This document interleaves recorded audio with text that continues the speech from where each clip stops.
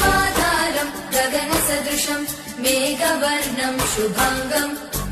लक्ष्मीकान्तम् कमलनयनम् योगिविद्यानगम्यम् वन्दे विष्णुम् भवभयहरम् सर्वलोकैकनाथम् शान्ताकारम् भुजगशयनम् पद्मनाभम् सुरेशम् विश्वाधारम् गगनसदृशम् मेघवर्णम् शुभाङ्गम् लक्ष्मीकान्तम् कमलनयनम् योगिविद्यानगम्यम्